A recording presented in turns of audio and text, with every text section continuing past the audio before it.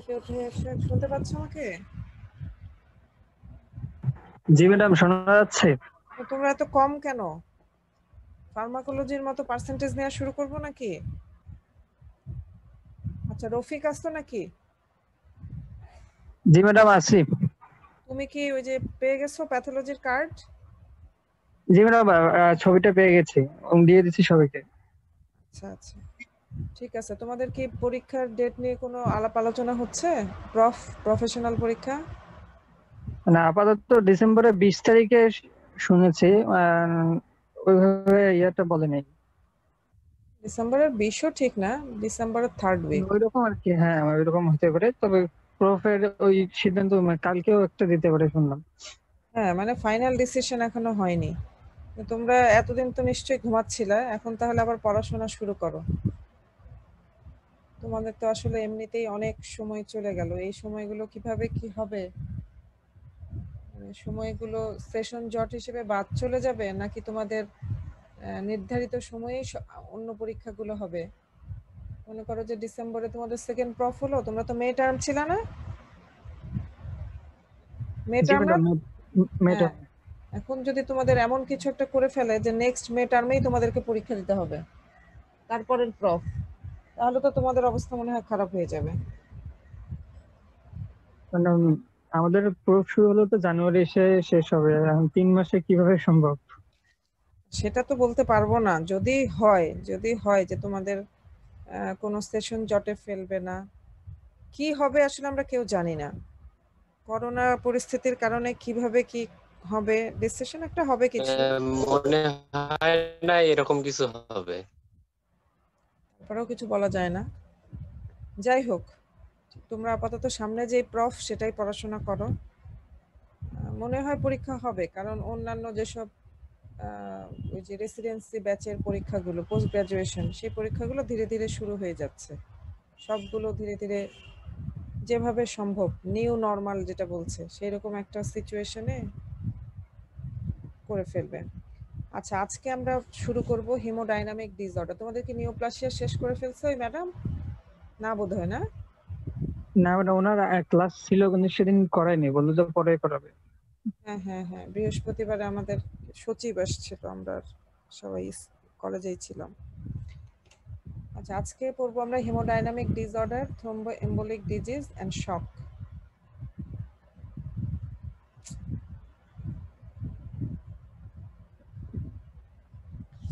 এই চ্যাপ্টারের মধ্যে যেই টপিকসগুলো আছে, প্রথমে পড়বো আমরা oedema, hyperaemia congestion, haemorrhage, thrombosis, embolism, infarction, শক।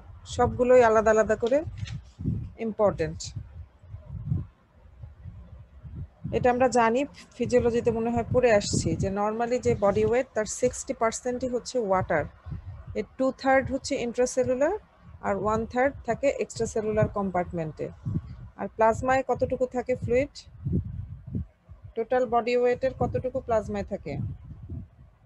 মাত্র 5%। টোটাল বডি ওয়েটের না, টোটাল যে বডি ওয়াটার তার অনলি 5% হচ্ছে প্লাজমা। ঠিক আছে। নর্মালি যে আমাদের বডিতে, আমাদের ভেসেলে ফ্লুইড ইন্টারচেঞ্জ হয়, এটা কি কোন কোন প্রেশার দ্বারা কন্ট্রোল থাকে?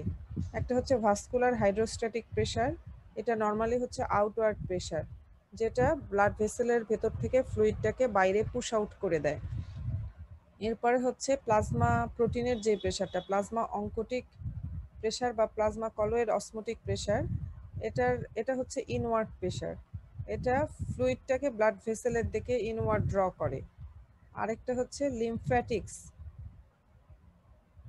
লিমফ্যাটিক্স কি করে? নর্মালি যে হাইড্রোস্ট্যাটিক প্রেশার এবং প্লাজমা অঙ্কোটিক প্রেশারের অপোজিং ইফেক্টের কারণে তোমার আর্টারিওলার এন্ড এবং মাইক্রো সার্কুলেশন থেকে সব ফ্লুইডই চলে যায় সার্কুলেশনে, কিন্তু খুব সামান্য পরিমাণ ফ্লুইড থেকে যায় ইন্টারস্টিশিয়াম বা সেলের বাইরে। এখান থেকে এই অল্প পরিমাণ যে ফ্লুইডটা থাকে, এটা ড্রেইন হয়ে যায় এই লিমফ্যাটিক্স দিয়ে, আলটিমেটলি থোরাসিক ডাক্ট দিয়ে হার্টে চলে যায়। এটা হচ্ছে নর্মালি যে হাইড্রোস্ট্যাটিক প্রেশার যেটা, সেটা হচ্ছে আউটওয়ার্ড প্রেশার। আর প্লাজমা অসমোটিক প্রেসার যেটা অঙ্কোটিক, সেটা হচ্ছে ইনওয়ার্ড প্রেসার। এই দুইটার মধ্যে ব্যালেন্স থাকে। ব্যালেন্স থাকার কারণেই কোনো ফ্লুইড অ্যাকুমুলেশন হয় না। সামান্য পরিমাণ ফ্লুইড থেকে যায়, যেটা আবার লিমফ্যাটিক চ্যানেলের মাধ্যমে থোরাসিক ডাক্ট দিয়ে আমাদের হার্টে ফেরত চলে যায়। কিন্তু কোনো কারণে যদি এই প্রেশারগুলোতে কম বেশি হয়, যে কোনো কারণে হাইড্রোস্ট্যাটিক প্রেশার বেড়ে গেল, অথবা কোনো কারণে প্লাজমা অসমোটিক প্রেশারটা কমে গেল, অথবা কোনো কারণে লিমফ্যাটিক ড্রেনেজ যে হয়, লিমফ্যাটিক ড্রেনেজে যদি কোনো কারণে অবস্ট্রাকশন হয়ে গেল, এই তিনটে সিচুয়েশনে কি হবে? ইডেমা হবে, ফ্লুইড অ্যাকুমুলেট হবে। আমি ক্লিয়ার? নর্মালি হাইড্রোস্ট্যাটিক প্রেশারটা হচ্ছে ব্লাড ভেসেল থেকে outward pressure, plasma osmotic pressure হচ্ছে ইনওয়ার্ড প্রেশার। এই প্রেশারগুলো এমনভাবে মেনটেন হয় যার কারণে খুব মিনিমাম পরিমাণ ফ্লুইড এক্সট্রাসেলুলার স্পেস বা ইন্টারস্টেশিয়ামের মধ্যে থাকে। যেটুকু ফ্লুইড থাকে সেটুকু আবার লিমফ্যাটিক চ্যানেলের মাধ্যমে ড্রেইন হয়ে চলে যায়। কাজেই ইন্টারস্টিশিয়াল স্পেস বা এক্সট্রাসেলুলার স্পেসে কোনো ফ্লুইড অ্যাকুমুলেট হতে পারে না নর্মালি। কিন্তু এই যে প্রেশারগুলো, এগুলোতে যদি কোনো কারণে ইমব্যালেন্স হয়, যেমন হাইড্রোস্ট্যাটিক প্রেশার বেড়ে গেল, অথবা অসমোটিক প্রেশার কমে গেল, অথবা যে লিমফ্যাটিক চ্যানেলের মাধ্যমে লিমফ্যাটিক ড্রেনেজ হয়, এটা যদি কোনো কারণে ব্লক হয়ে যায়, সেই ক্ষেত্রে ইন্টারস্টিশিয়াল স্পেসে ফ্লুইড অ্যাকুমুলেট হবে। তখন এই কন্ডিশনটাকে আমরা বলি ইডেমা। সো ইডেমার ডেফিনেশন অবশ্যই আমাদের লাগবে, an abnormal increase in the interstitial fluid within the tissue is called edema, অথবা বডি ক্যাভিটির মধ্যেও হতে পারে। বডি ক্যাভিটির মধ্যে যদি হয় তখন এটার একটা স্পেশাল নাম আছে, সেটাকে বলা হয় তোমার কি, বুঝতে পারি না এই কথা। না, অ্যানাসার্কা আলাদা জিনিস। আমি তখন ওইটাকে, যদি বডি ক্যাভিটির মধ্যে হয় ওটাকে আমরা বলি হচ্ছে তোমার, আরে ইফিউশন বলি। হ্যাঁ, যদি এটা তোমার ইয়েতে হয় প্লুরাল স্পেসে, সেখানে তখন আমরা বলি প্লুরাল ক্যাভিটি। যদি এটা পেরিটোনিয়াল ক্যাভিটিতে প্লুরাল ইফিউশন বলি। যদি এটা পেরিটোনিয়াল ক্যাভিটিতে হয় তখন আমরা এটাকে বলি হচ্ছে পেরিটোনিয়াল ইফিউশন, অথবা এটার আরেকটা নাম হচ্ছে অ্যাসাইটিস। ঠিক আছে? প্লুরাল ইফিউশন ওর হাইড্রোথোরাক্স যদি পেরিকার্ডিয়াল ক্যাভিটিতে হয় তখন এটাকে বলি পেরিকার্ডিয়াল ইফিউশন, অথবা এই কন্ডিশনটাকে বলা হয় হাইড্রোপেরিকার্ডিয়াম। যদি পেরিটোনিয়াল ক্যাভিটিতে হয় তখন এটাকে বলা হয় হাইড্রোপেরিটোনিয়াম, পেরিটোনিয়াল ইফিউশন, অথবা অ্যাসাইটিস। এটার আরেকটা নাম হচ্ছে অ্যাসাইটিস। এগুলো সবই ভাইভায় ধরা হয় এখন যেটা বললাম। তাহলে ইডেমা ডেফিনেশন জাস্ট এই ভাষাতেই বলতে হবে, an abnormal increase in interstitial fluid within the tissue, এটাকে বলা হয় ইডেমা। আর যদি এই abnormal increase in fluid in the body cavity হয় তখন এটাকে আমরা বলি ইফিউশন। ইফিউশন এটা বিভিন্ন বডি ক্যাভিটিতে বিভিন্ন নাম হয়। যদি এটা প্লুরাল ক্যাভিটিতে হয় তখন আমরা এটাকে বলি প্লুরাল ইফিউশন অর হাইড্রোথোরাক্স। যদি পেরিকার্ডিয়াল ক্যাভিটিতে হয় হাইড্রোপেরিকার্ডিয়াম অর পেরিকার্ডিয়াল ইফিউশন। যদি এটা পেরিটোনিয়াল ক্যাভিটিতে হয় তখন বলি আমরা hydroperitoneum or peritoneal effusion or ascites. এরপরে কে যেন বললো অ্যানাসার্কা। আচ্ছা, এক্সুডেশন ট্রান্সুডেশন আমি পড়ি, অ্যানাসার্কাটাকে বলে শেষ করি। অ্যানাসার্কাটা কি জিনিস?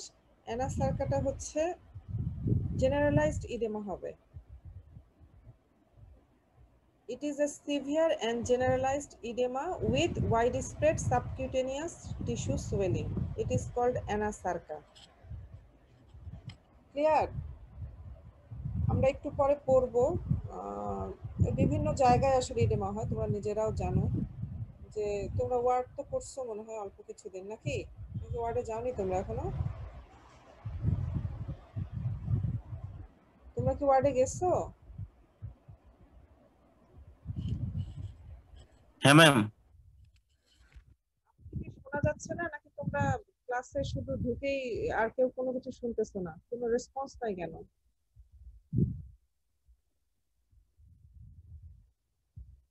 কি জি ব্যাপার, ম্যাম শোনা যাচ্ছে। শোনা যাচ্ছে? জি ম্যাম শোনা যাচ্ছে, শুনতে পাচ্ছি। আচ্ছা, তাহলে অ্যানাসার্কা হচ্ছে severe and generalised oedema with widespread subcutaneous tissue swelling, এটাকে বলা হচ্ছে অ্যানাসার্কা।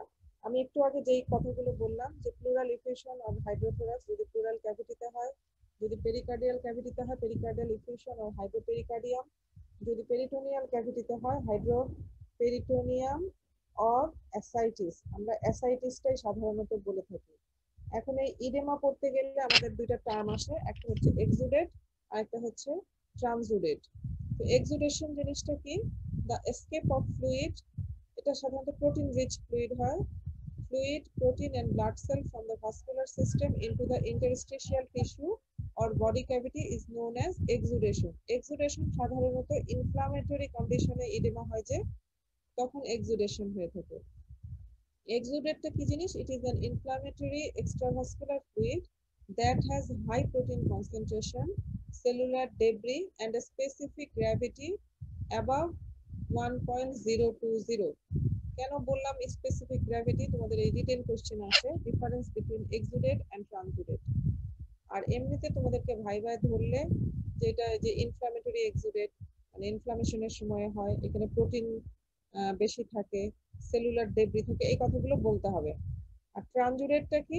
ইট is a fluid with low protein content and a specific gravity of less than 1.012, মনে রাখতে হবে। এটা রিটেনে কোশ্চেন আসে, what are the differences between exudate and transudate? Ma'am খুব আস্তে শোনা যাচ্ছে ম্যাম।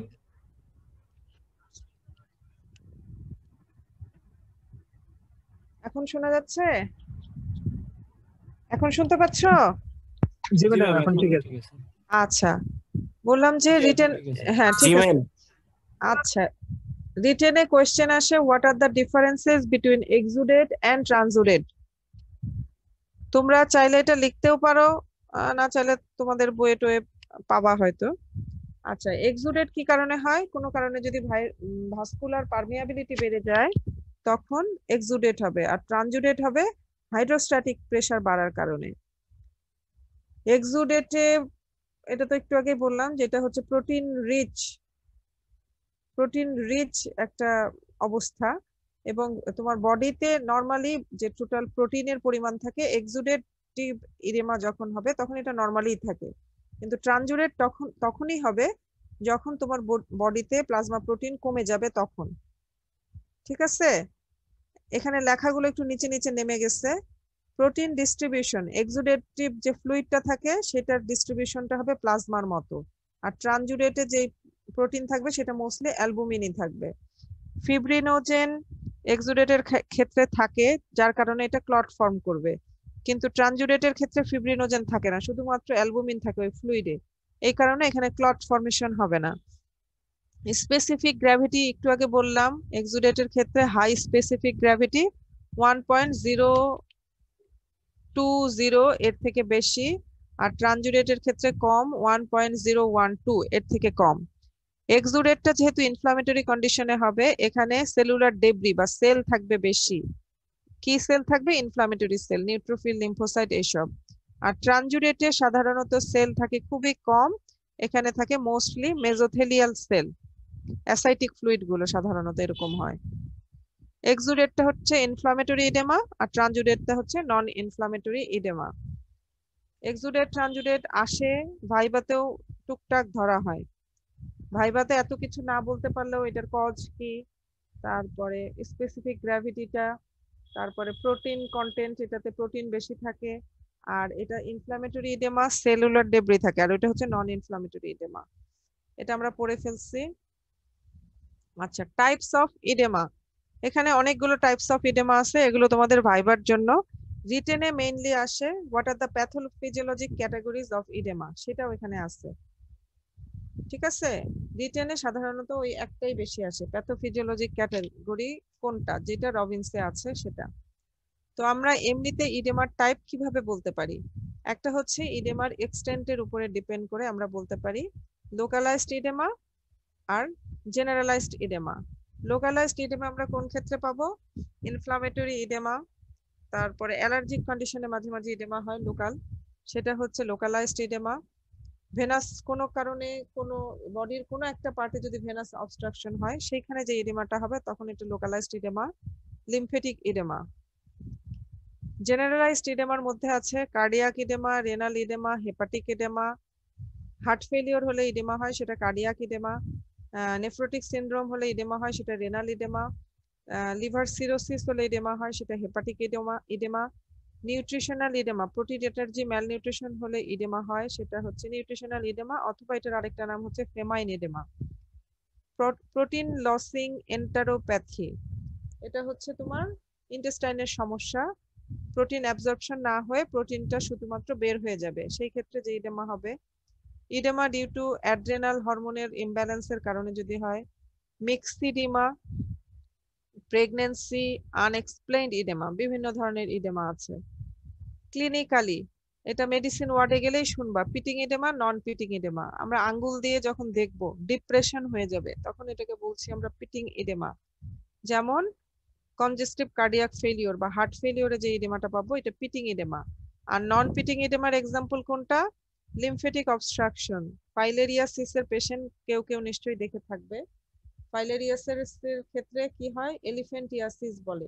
লিম্ফেটিক অবস্ট্রাকশন হয়ে ওই যে আমরা বললাম যে হাইড্রোস্ট্যাটিক প্রেসার আর অসমোটিক প্রেসারের কারণে ফ্লুইড পুরাটাই ভেসেলের ভিতরে চলে আসে, খুব সামান্য পরিমাণ ফ্লুইড এক্সট্রাসেলুলার স্পেসে অ্যাকুমুলেট হয়, যেটা লিম্ফ্যাটিক চ্যানেলের মাধ্যমে ড্রেইন হয়ে যায়।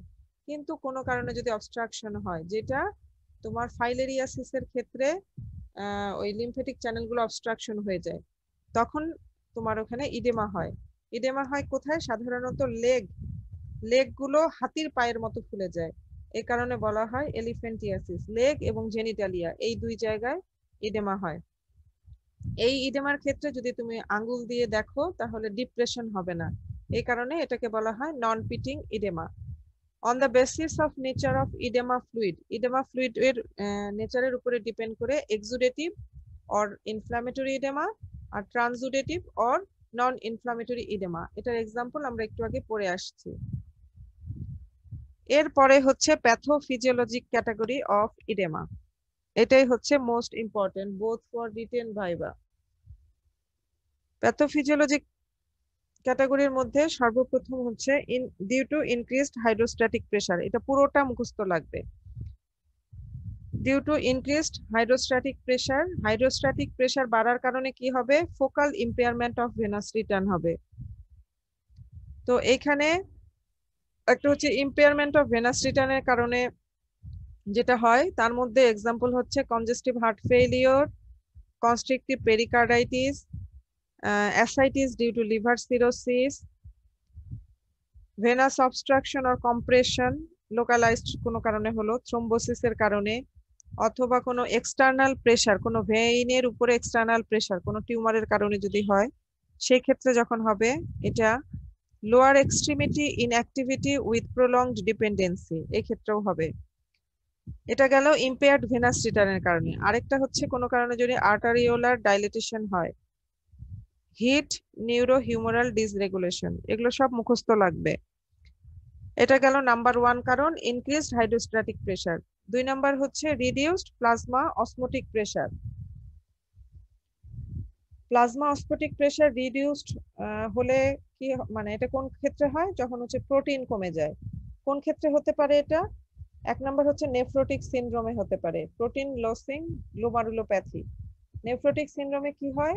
প্রোটিন ইউরিয়া হয়, মানে ইউরিনের মাধ্যমে প্রোটিন বের হয়ে যায়। আরেকটা হচ্ছে লিভার সিরোসিস, এটার ক্ষেত্রে অ্যাসাইটিস হয় সাধারণত।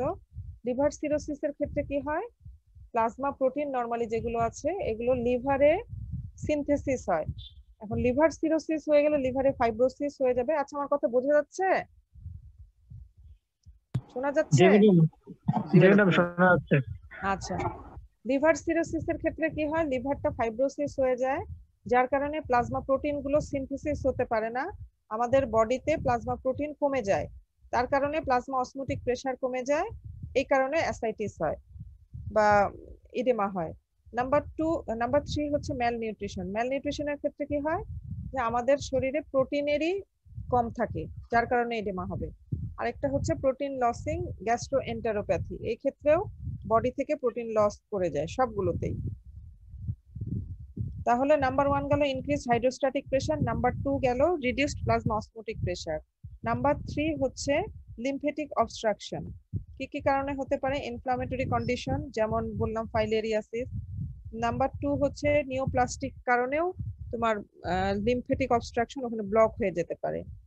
আরেকটা হচ্ছে পোস্ট সার্জিক্যাল হতে পারে, যে পোস্ট সার্জিক্যাল কিভাবে, যে ওখানকার লিম্ফেটিক চ্যানেল গুলো কেটে গেছে, সেই ক্ষেত্রে অবস্ট্রাকশন হয়ে যেতে পারে। আরেকটা হচ্ছে পোস্ট ইরেডিয়েশন, এই ক্ষেত্রে হতে পারে। এই পোস্ট সার্জিক্যাল, পোস্ট ইরেডিয়েশন, এই কমপ্লেইন গুলো খুব পাওয়া যায় যখন তোমার ওই যে ব্রেস্ট কার্সিনোমা হয়। ব্রেস্ট কার্সিনোমার ক্ষেত্রে mastectomy with axillary lymph node যখন কেটে ফেলে, তখন এই লিম্ফেটিক অবস্ট্রাকশনটা খুবই হয়, এই কমপ্লেইনটা খুব পাওয়া যায়। আচ্ছা, এরপরে নাম্বার 4, কোনো কারণে যদি বডিতে সোডিয়াম রিটেনশন হয়, সোডিয়াম বা সল্ট রিটেনশন হয়, তো সল্ট রিটেনশন হলে তার সাথে সাথে পানিও এক্সট্রাসেলুলার ফ্লুইডে থেকে যাবে, সেই ক্ষেত্রেও তোমার ইডেমা হবে। এটা কোন ক্ষেত্রে হতে পারে? কেউ যদি এক্সেসিভ সল্ট ইনটেক করে উইথ রেনাল ইনসাফিসিয়েন্সি, মানে তার কিডনি ফাংশন ঠিক নাই কিন্তু সে লবণ খাচ্ছে বেশি বেশি। এছাড়া কিডনির যদি কোনো ডিজিজ থাকে, increase tubular reabsorption of sodium, এটা কোন ক্ষেত্রে হতে পারে? কোনো কারণে যদি রেনাল হাইপোপারফিউশন হয়, অথবা কোনো কারণে যদি increase renin angiotensin aldosterone secretion হয়। Number 5, inflammation, acute inflammation, chronic inflammation, angiogenesis, সবগুলো ক্ষেত্রে ইডেমা হতে পারে।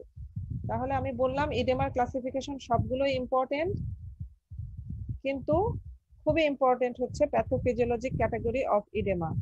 Number 1, increased hydrostatic pressure, number 2, reduced plasma osmotic pressure, number 3, lymphatic obstruction, number 4, sodium retention, number 5, inflammation। সব ইম্পর্টেন্ট কথাগুলো বলা মোটামুটি শেষ ইডেমা সম্বন্ধে। তাহলে ইডেমা থেকে আমাদের লাগছে ইডেমার ডেফিনেশন, এরপরে ইফিউশন কি, তারপরে বডি ক্যাভিটিতে ফ্লুইড অ্যাকুমুলেট হলে আমরা এটাকে কি বলি, কোন বডি ক্যাভিটিতে কি নাম, হোয়াট ইজ অ্যানাসার্কা, ট্রানজুডেট কি, এক্সুডেট কি, what are the differences between exudate and transudate, and types of oedema, and এর মধ্যে সবচেয়ে ইম্পর্টেন্ট হচ্ছে প্যাথোফিজিওলজিক ক্যাটাগরি অফ ইডেমা। এগুলো দরকার নাই, দরকার নাই, দরকার নাই, এগুলো আমি তোমাদেরকে একটু একটু বলে ফেলছি। এই যে তোমাদের একটু আগে বললাম না, এলিফ্যান্টিয়াসিস ফাইলেরিয়াসিস এর ক্ষেত্রে হয়, এই সেই elephantiasis, just like legs of হাতি, এলিফ্যান্ট। এই যে এটা হচ্ছে pitting oedema, example of pitting oedema. এখানে হচ্ছে জেনারেলাইজড ইডেমা, দেখো sole and face, periorbital oedema, ascites সব আছে।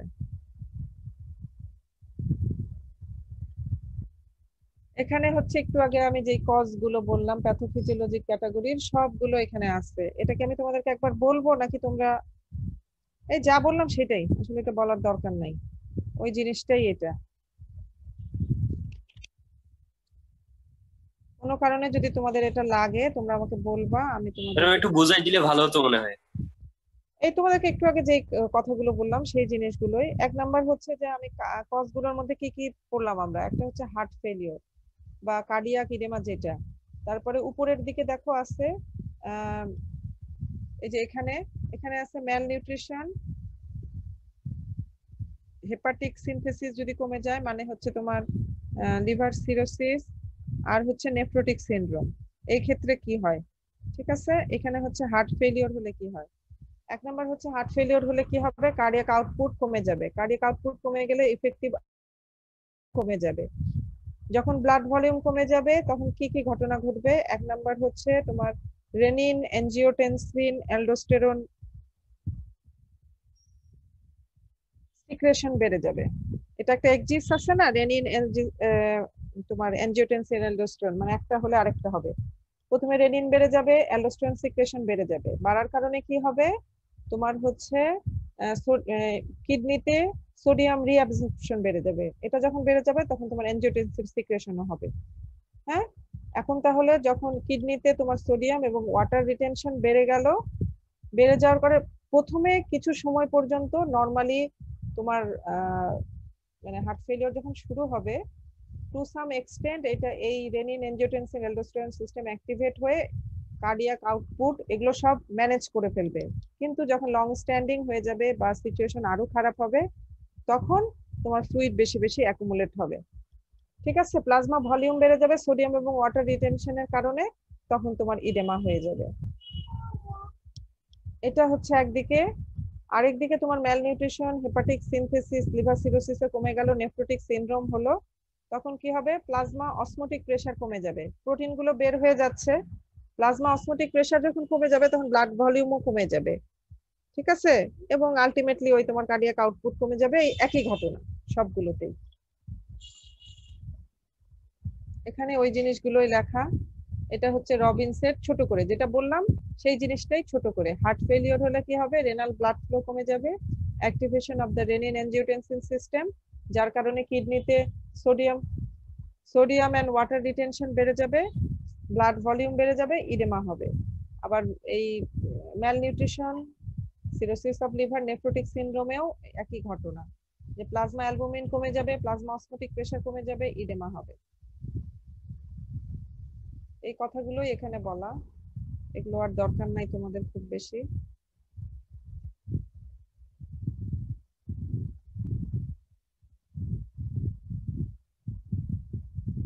এগুলো দরকার নাই। আচ্ছা, নাম এরপরের টপিকস হচ্ছে হাইপারেমিয়া এন্ড কনজেশন। এটা থেকে খুব অল্প অল্প জিনিস লাগে। হাইপারেমিয়া এন্ড কনজেশন অল্প অল্প লাগে কিন্তু ইম্পর্টেন্ট।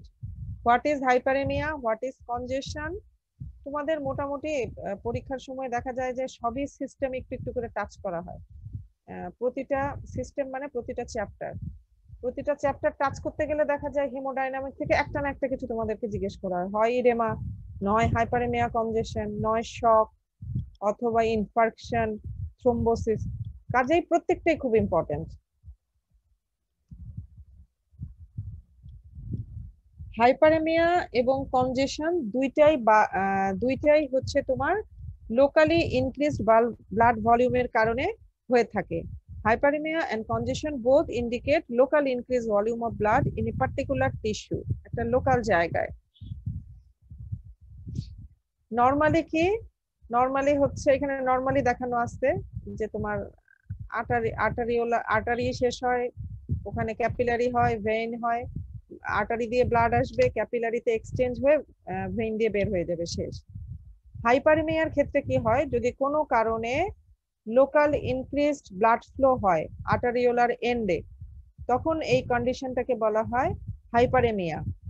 আমরা এক্সাম্পল গুলো একটু পরে পড়বো, এখানেও আছে, যেমন ইনফ্লামেশনের ক্ষেত্রে হতে পারে এটা। তারপরে কেউ যদি এক্সারসাইজ করে সেইখানেও টেম্পোরারিলি ইরাইথেমা হয় বা হাইপারেমিয়া হয়। আর কনজেশন কি? কনজেশন হচ্ছে যদি কোনো কারণে ডিক্রিজড আউটফ্লো হয়, তাহলে ওই জায়গাটায় হবে না যে কোনো কারণে ব্লক হয়ে গেল, তার আগের জায়গাটাতে অ্যাকুমুলেট হয়ে যাবে বেশি। এখন এখানে অ্যাকুমুলেট কি হবে? এখানে হচ্ছে ডিঅক্সিজেনেটেড ব্লাড বা কার্বন ডাই অক্সাইড সমৃদ্ধ ব্লাড যেটা, সেটা অ্যাকুমুলেট হবে যখন ভেনাস অবস্ট্রাকশন হবে, তখন এই জায়গাটা হাইপারেমিয়ার ক্ষেত্রে রেডিশ হবে, আর এটার ক্ষেত্রে তোমার সায়ানোসিস মানে একটু ব্লুইশ কালার হয়ে যাবে। এখানকার ডেফিনেশন গুলো টু দা পয়েন্ট সবগুলো, edema, hyperaemia, congestion, thrombosis, thrombus, infarction, এগুলো সবগুলোই শক, যা যা আছে সবগুলো ডেফিনেশন একদম টু দা পয়েন্ট মুখস্থ লাগবে। What is hyperemia? It is an active process in which arteriolar dilatation leads to increased blood flow. Example হচ্ছে in skeletal muscle during exercise and at the site of acute inflammation. Affected tissues turn red or erythema due to engorgement of vessel with oxygenated blood. আমি তোমাদেরকে ছবির মাধ্যমে প্রথমেই দেখাই দিচ্ছি, কাজে আমার মনে হয় এটা তোমাদের বুঝতে কোনো অসুবিধা হবে না। ঠিক আছে, হাইপারেমিয়ার ক্ষেত্রে হাইপারেমিয়া কি হচ্ছে? আর্টারিওলার ডাইলেটেশন যদি কোনো কারণে হয়, ব্লাড ফ্লো বেড়ে যাওয়ার কারণে, সেই ক্ষেত্রে হাইপারেমিয়া হবে এবং অ্যাফেক্টেড টিস্যুটা রেড হয়ে যাবে, কারণ এখানে অক্সিজেনেটেড ব্লাড বেশি হচ্ছে। এটা এক্সাম্পল হচ্ছে এক্সারসাইজের সময় skeletal muscle and acute inflammation যেখানে হয়, সেখানে তো তোমাদের এখনো ইনফ্লামেশন মনে হয় পড়ানো হয়নি, ওখানে পড়বা। অ্যাকিউট ইনফ্লামেশনের কার্ডিনাল সাইনের মধ্যে একটা আছে রুবর। রুবর মানে রেডনেস বেড়ে যাবে। কনজেশন, হাইপারএমিয়া ছিল অ্যাক্টিভ প্রসেস আর কনজেশনটা হচ্ছে passive process. It results from reduced outflow of blood from a tissue. তাহলে কনজেশন কি? It is a passive process resulting from reduced outflow of blood from a tissue and the affected tissue turns dusky reddish color or bluish color, dusky reddish blue color or cyanosed due to red cell stasis and accumulation of deoxygenated blood, যেটা একটু আগে আমি তোমাদের বললাম। এটার example হচ্ছে cardiac failure, তারপরে isolated venous obstruction যদি কোনো কারণে হয় সেই জায়গাতেও লোকালাইজড এটা, আর কার্ডিয়াক ফেলিওরের কারণে হবে সিস্টেমিক।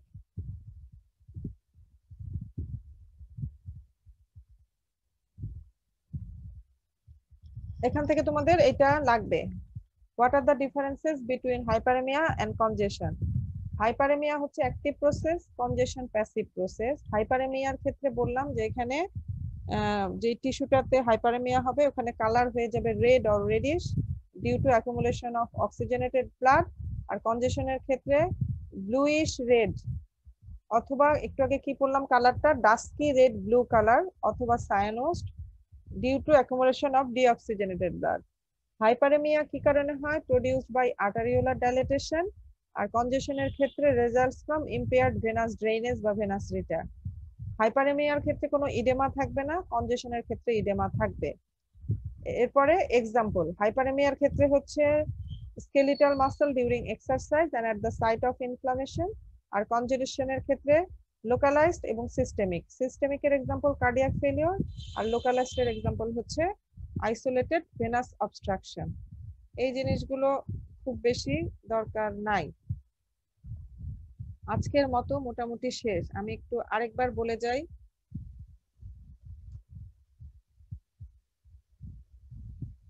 অনেক কিছু আমরা পড়ে ফেললাম।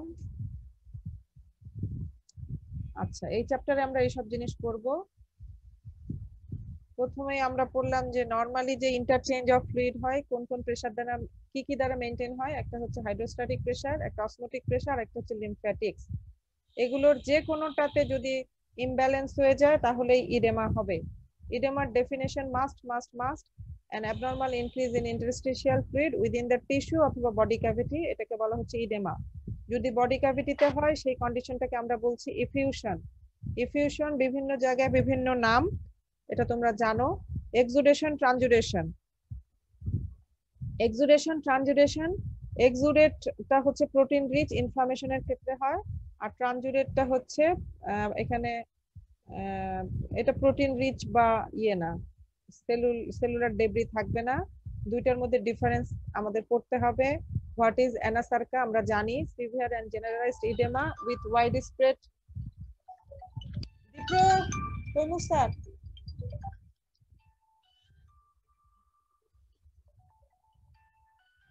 এটাতে নাসির স্যার ছিল, ওটাও একটু ব্যাক করো, কেন ফোন করছে। আচ্ছা, এরপরে আমরা টাইপস অফ ইডেমা সবগুলোই জানবো।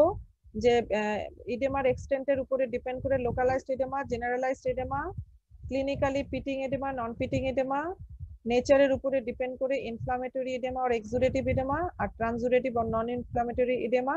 সবচেয়ে ইম্পর্টেন্ট হচ্ছে প্যাথোফিজিওলজিক ক্যাটাগরি অফ ইডেমা। এর মধ্যে increased hydrostatic pressure, reduced osmotic pressure, lymphatic obstruction, sodium retention and inflammation.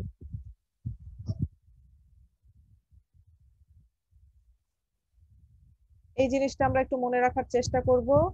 কোনো কারণে কোনোটার যদি প্যাথোজেনেসিস আসে বা লিখতে হয়, আমরা এইটুকু জানলে আমরা সবগুলোই পারবো।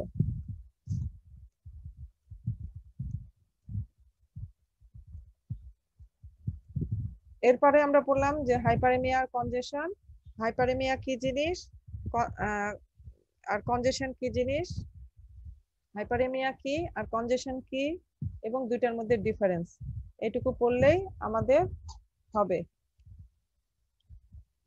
আমার পড়া কি বোঝা যাচ্ছে? তোমাদের বুঝতে কোনো সমস্যা হচ্ছে কোথাও? না ম্যাম। আচ্ছা আমাকে বলো আজকে এত কম কেন, পার্সেন্টেজ তোমাদের এত কম কেন, পার্টিসিপেন্ট কম কেন?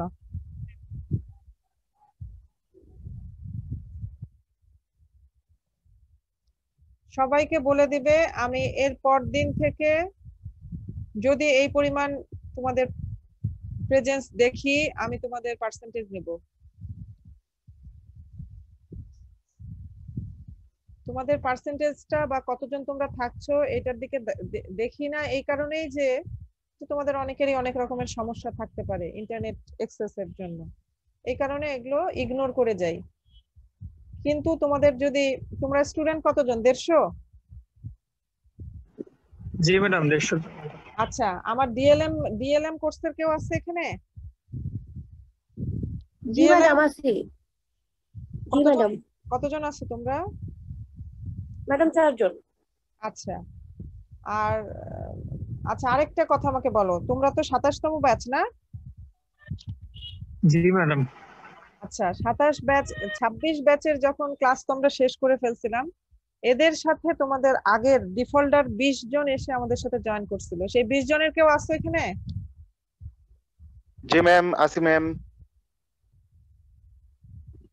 সেই 20 জন ক্লাস না করলে তোমরা নিজেরাই ধরা খেয়ে যাবে, ক্লাস না করলে সবাই খাবে, কিন্তু তোমাদের হাতে মনে হয় সময় কম থাকবে। তোমরা এমনিতেও অনেক ঝামেলার মধ্যে আছো, তোমরা বোধহয় একটা শেষ করছো, তোমার এই কার্ডটা তো করা হয়নি। ঠিক আছে সামনের দিন থেকে তোমাদের পার্সেন্টেজ আমি এরকম থাকলে আমি পার্সেন্টেজ নিব তোমাদের। আজকের মতো তাহলে শেষ করলাম। জি ম্যাডাম।